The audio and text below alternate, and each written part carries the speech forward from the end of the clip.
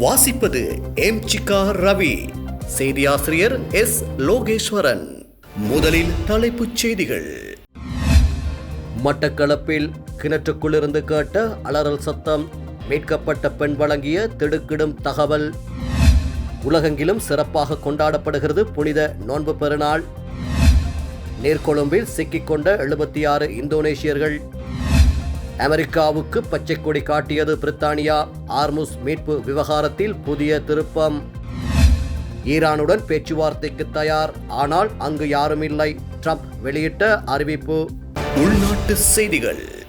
மட்டக்களப்பின் கொத்தியாப்புளை பகுதியில் நேற்று முன்தினம் காணாமல் போனதாக தெரிவிக்கப்பட்ட பெண் கொக்கட்டிச்சோலை போலீஸ் பிரிவுக்குட்பட்ட நெல்லிக்காடு வயல் பிரதேசத்தில் உள்ள கிணற்றிலிருந்து உயிருக்கு போராடிய நிலையில் மீட்கப்பட்டுள்ளார்.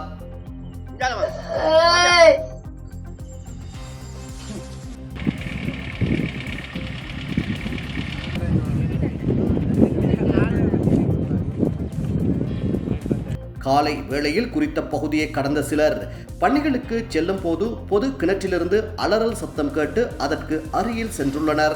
அப்போது பெண் ஒருவர் கழுத்தளவு நீரில் மூழ்கிய நிலையில் இருப்பது தெரிய வந்துள்ளது. இது தொடர்பில் போலீசாருக்கு தகவல் வழங்கியதை தொடர்ந்து கொக்கட்டிச்சோலை போலீசார் சம்பவ இடத்திற்கு சென்று பெண்ணை மீட்டு வைத்தியசாலையில் அனுமதித்துள்ளனர். முதற்கட்ட விசாரணையில் பெண் தான் தனது குழந்தையுடன் செல்லும் போது கொத்தியாப்புளை பகுதியில் நேற்று முன்தினம் கடத்தப்பட்டதாகவும் பின்னர் தாக்கப்பட்டு கிணற்றில் வீசப்பட்டதாகவும் தெரிவித்துள்ளார். அதன்போது குழந்தை வயல்வெளி பகுதியில் இருந்த நிலையில் அங்குள்ளவர்கள் குழந்தையை மீட்டுள்ளனர்.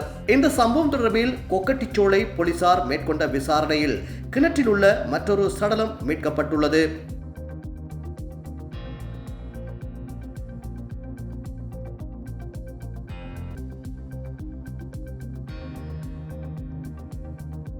குறித்த சடலமானது கடந்த மாதம் வெள்ளாவெளி போலீஸ் பிரிவுக்குட்பட்ட 40 வட்டை பகுதியில் காணாமல் போன பெண்ணாக இருக்கலாம் என சந்தேகம் வெளியிடப்பட்டுள்ளது. சம்பவ இடத்தில் கண்டெடுக்கப்பட்ட காலணியை கொண்டு உறவினர்கள் அவரை அடையாளம் கண்டுள்ளனர். ஆனால் முறையான பிரேத பரிசோதனை மற்றும் DNA சோதனைக்கு பிறகே அடையாளம் உறுதி செய்யப்படும் என போலீசார் தெரிவித்துள்ளனர். இந்நிலையில் குறித்த சம்பவம் தொடர்பான மேலதிக விசாரணைகள் தற்போது கொக்கட்டிச்சோலை போலீசாரால் மேற்கொள்ளப்பட்டு வருகிறது. நான் வரக்கூட வரும்போது வயலுக்கு கூட்டாளி சொன்னார், கிணத்துக்கு சத்தம் கேட்காமட்டு. சத்தம் கேட்க நான் சொன்னேன் இல்லை அப்படின்னு சத்தம் கேட்காமட்டார். போய் பார்த்தேன், ஒரு பொடி கிடக்கு, ஒரு ஆள் உயிரோட இருக்குது. அப்போ கூட்டாளிகளுக்கெல்லாம் கோல் அடித்து ஒரு போலீஸ் ஆக்கள் 119 கோல் பண்ணேன். கோல் பண்ண அவங்க சொன்னாங்க வருதாங்கன்ட்டு. அப்புறம் போலீஸ் வந்தவர் நாங்கள் தான் கயிறு போட்டு ஒரு ஆளை காப்பாற்றிலே. மிகவும் ஒரு மோசமான ஒரு சம்பவம் நடைபெற்றிருக்கின்றது. கும்பல் ஒன்று, அதாவது மிகவும் மோசமான செயல்பாட்டிலே ஈடுபடுகின்ற ஒரு கும்பலினால் இது நடைபெற்றிருக்கின்றது. எனவே இந்த அரசாங்கம் நிச்சயமாக இதை உடனடியாக விசாரணை செய்து இப்படியான செயல்பாடுகளை உடனடியாக அவர்களுக்கு தண்டனை கொடுக்கப்பட வேண்டும். இந்த வெளிப்பிரதேசங்களில் இருக்கின்றவர்களை கடத்தி கொண்டு இப்படியான ஒரு திட்டமிட்ட காரியங்களை செய்திருக்கின்றார்கள். ஆகவே உடனடியாக அவர்களுக்கான தண்டனையை மிக விரைவிலே இந்த அரசாங்கம் போலீசார் விசாரணை செய்து அவர்களுக்கான நீதி முன் நிறுத்தி தண்டனையை இவர்களுக்கு வழங்க வேண்டும் என கேட்டுக்கொள்கின்றனர். இஸ்லாத்தின் 50 கடமைகளில் 4வது கடமையான நோன்பை ரமலான் மாதம் முழுவதும் நோற்ற முஸ்லிம்கள் இன்று ஈதுல் பித்ர் நோன்பு பெருநாளை சிறப்பாக கொண்டாடி வருகின்றனர். ஏழைகளின் பசியை அறிந்து அவர்களுக்கு உதவ வேண்டும் என்ற படிப்பினையை நோன்பு உணர்த்துகிறது. புனித ரமலான் மாதத்தில் விழித்திருந்து பசித்திருந்து ஒரு மாத காலமாக நோன்பு நோற்ற முஸ்லிம்கள் இன்று மனமகிழ்ச்சியுடன் நோன்பு பெருநாளை கொண்டாடினர். ரமலான் மாதத்தை தொடர்ந்து சவ்வால் மாதத்திற்கான தலைப்பிறை தென்பட்டதும் ஈதுல் பித்ர் நோன்பு பெருநாள் கொண்டாடப்படுகிறது. முஸ்லிம்களின் 2 பெருநாட்களில் ஒன்றே ஈதுல் பித்ர் எனப்படும் நோன்பு பெருநாளாகும். புத்தாடை அணிந்து பள்ளிவாசலுக்கு செல்லும் முஸ்லிம் மக்கள் அங்கு விசேட தொழுகையிலும் பிரார்த்தனைகளிலும் ஈடுபடுவது வழமை. இந்நிலையில் உலகெங்கிலும் முஸ்லிம்கள் செறிந்து வாழும் இடங்களில் நேற்றைய தினமும் இன்றைய தினமும் புனித நோன்பு பெருநாள் கொண்டாடப்பட்டு வருகிறது. அந்த வகையில் ஏதுல் அல்லாஹ் புனித நோன்பு பெருநாள் தொழுகை நாட்டின் பல்வேறு பகுதிகளிலும் இன்று சிறப்பாக நடைபெற்றது. இலங்கை மேமன் சங்கத்தால் ஏற்பாடு செய்யப்பட்ட ரமலான் கொண்டாட்டம் இன்று காலை கொழும்பு காலிமுகத்திட மைதானத்தில் நடைபெற்றது. ஏராளமான இஸ்லாமியர்கள் இந்த தொழுகை வழிபாடுகளில் பங்கேற்றனர். தொழுகை வழிபாடுகள் முடிந்ததும் வருகை தந்திருந்த இஸ்லாமியர்கள் அனைவரும் ஒருவருக்கொருவர் வாழ்த்துக்களை பரிமாறிக்கொண்டனர்.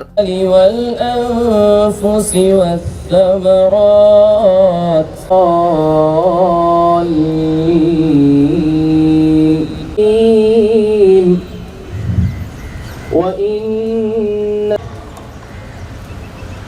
الله أكبر الله أكبر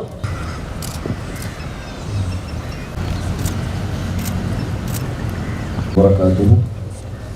الحمد لله رب العالمين. لا إيمان لمن الله نستغفره ونؤمن به ونتوكل عليه ونعوذ بالله من شرور Alhamdulillah, first of all, we thank Allah Rabbul Izzat. فرق الأنصار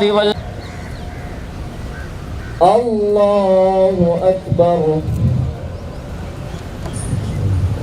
மேலும் பெருநாள் தொழுகையும் குத்பா பிரசங்கமும் அம்பாறை மாவட்டம் மருதமுனை திறந்தவெளியில் இன்று நடைபெற்றது. இதன்போது மருதமுனை தாருல் ஹூதா மகளிர் இஸ்லாமிய அரபு கல்லூரியின் பணிப்பாளர் கலாநிதி MLM முபாரக் மதனி தொழுகை நடத்தி பிரசங்கமும் நடத்தினார்.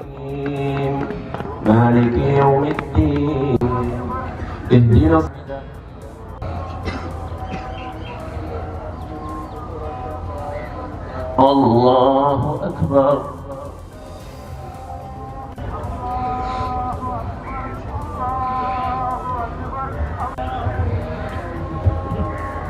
أكبر.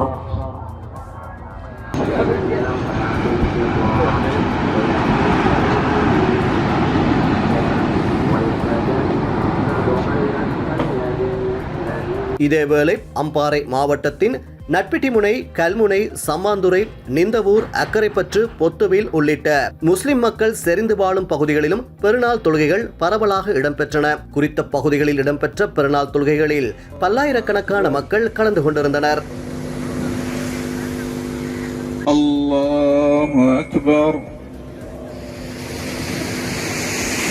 இதேவேளை திருகோணமலை மாவட்ட முள்ளிப்பொத்தானை ஈச்சநகர் பொது விளையாட்டு மைதானத்தில் ஈதுல் பித்ர் நோன்பு பெருநாள் திடல் தொழுகை இடம்பெற்றது. இதனை முள்ளிப்பொத்தானை புகாரி ஜும்மா பள்ளி நிர்வாகம், ஈச் கழகம் மற்றும் புகாரி ஜனாசா நலன்புரி சங்கம் ஆகியன இணைந்து ஏற்பாடு செய்திருந்தன.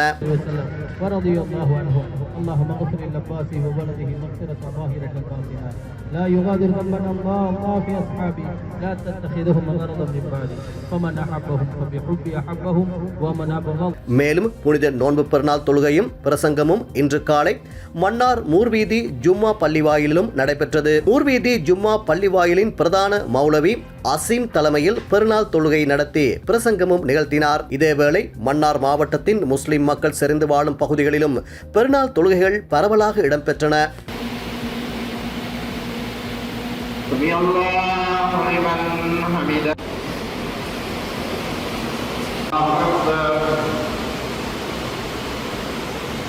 الله أكبر.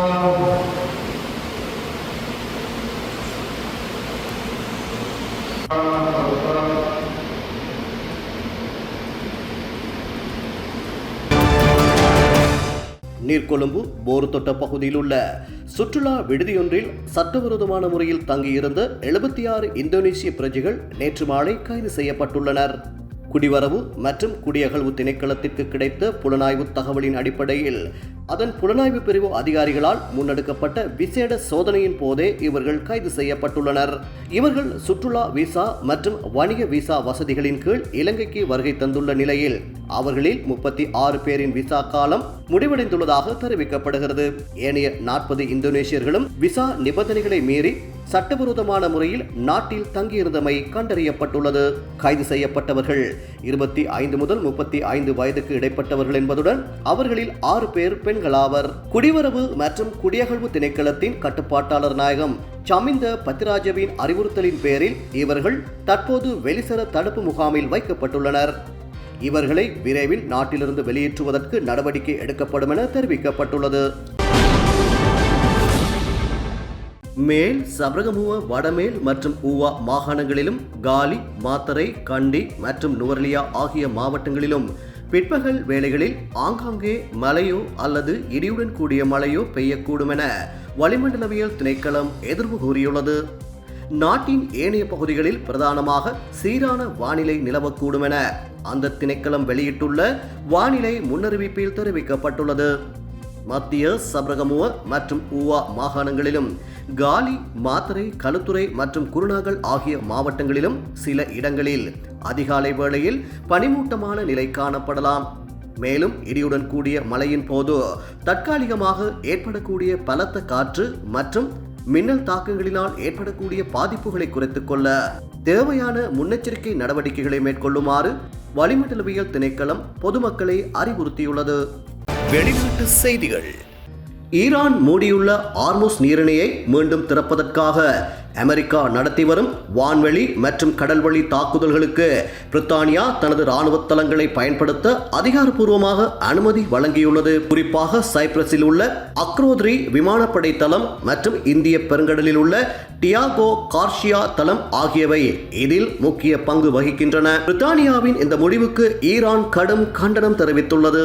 அமெரிக்காவின் தாக்குதல்களுக்கு தளங்களை வழங்குவதன் மூலம் பிரித்தானியாவும் இந்த போரில் ஒரு நேரடி பங்காளியாக மாறிவிட்டதாக ஈரான் எச்சரித்துள்ளது. இதனால் பிரித்தானியாவின் சொத்துக்கள் மற்றும் தளங்கள் ஈரானின் இலக்குகளாக மாறக்கூடும் என்றும் அச்சுறுத்தல் விடுக்கப்பட்டுள்ளது. அமெரிக்க ஜனாதிபதி டொனால்ட் ட்ரம்ப் நேட்டோ நாடுகளை கோழைகள் என்று விமர்சித்த பின்னணியில் பிரித்தானியாவின் இந்த நகர்வு முக்கியத்துவம் பெறுகிறது.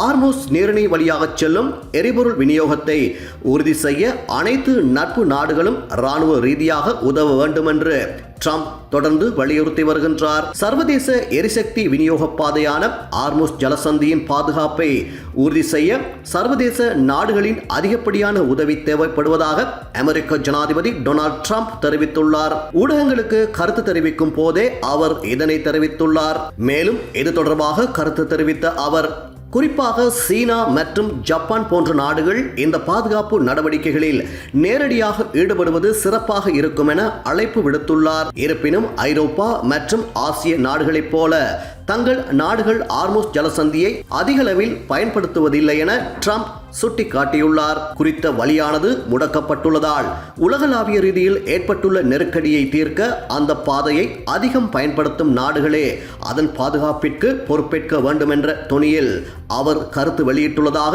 சர்வதேச ஊடகங்கள் தகவல் பகிர்ந்துள்ளமை குறிப்பிடத்தக்கது. வெளிநாட்டு செய்திகள். நாங்கள் ஈரானுடன் பேச்சுவார்த்தை நடத்த விரும்புகின்றோம், ஆனால் எங்களிடம் பேசுவதற்குத்தான் அங்கு யாரும் இல்லை என அமெரிக்க ஜனாதிபதி டொனால்ட் ட்ரம்ப் தெரிவித்துள்ளார். அமெரிக்காவின் வாஷிங்டனில் செய்தியாளர்கள் சந்திப்பில் அவர் இதனை தெரிவித்துள்ளார்.